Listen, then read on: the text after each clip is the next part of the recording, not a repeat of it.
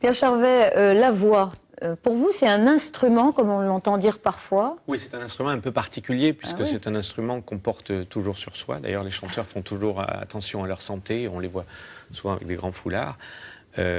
Et donc c'est un instrument très naturel, mais en même temps très fragile, puisque c'est notre corps.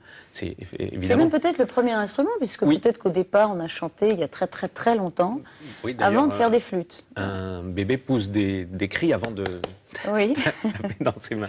Oui, il n'en fait pas forcément de la musique. Non, alors c'est effectivement le premier instrument. C'est un instrument largement utilisé en Europe, parce que c'est aussi un instrument qui peut véhiculer un texte. Donc chaque fois qu'il y a narration, et puis chaque fois qu'on est dans un cadre dramatique, comme l'opéra, effectivement, on utilise la voix. On parle de voix opératique, c'est-à-dire on parle de Placido Domingo ou Luciano Pavarotti. Voilà. Ils ont des manières de chanter qui sont extrêmement différentes de Michael Jackson ou de Bob Marley. Et ça, il y a une raison très, très précise à cette voix donc, que nous connaissons dans le monde classique. Elle ne s'est pas développée pour des raisons esthétiques. Mais en fait pour des raisons purement quasi techniques et acoustiques. C'était le seul type de voix qui permettait de traverser le mur du son créé par l'orchestre, qui était d'ailleurs de plus en plus imposant. C'est donc bien de se rendre compte que si cette voix-là existe, c'est au départ pas pour des raisons esthétiques, mais pour des raisons acoustiques. Ce timbre est très particulier et sonne pas forcément de manière très jolie. D'ailleurs, pour le grand public, il y a des gens qui trouvent que c'est un peu criard. Voilà, que ça peut être ridicule. La façon de chanter a, comme les instruments, évolué au fil des périodes. Exactement.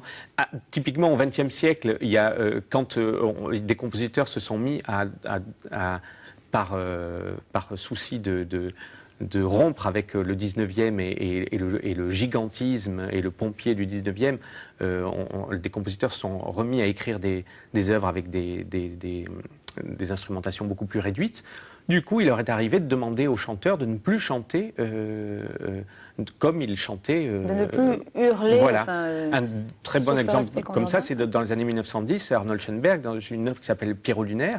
Ce qu'il demande en fait à sa chanteuse, à sa cantatrice, mais c'est de parler, chanter, c'est-à-dire de scander les mots sans notes précises, donc évidemment sans la voix que cette chanteuse-là utiliserait dans Wagner. Et ça, c'est une espèce de préfiguration de ce que sera le rap de nos jours, qui sont des mots scandés sur des rythmes. Mais ça veut dire qu'aujourd'hui, on n'écrira plus d'opéra avec des voix comme ça qui se déploient de façon spectaculaire? Alors on le fait, si, puisqu'il y a toujours des opéras écrits de nos jours avec des orchestres, et dans ce cas-là, le chanteur doit chanter comme il chante l'opéra traditionnel. En revanche, il y a aussi des opéras qui utilisent des instruments électroniques. À ce moment-là, il arrive que le chanteur soit amplifié et il n'a plus besoin d'utiliser ces techniques.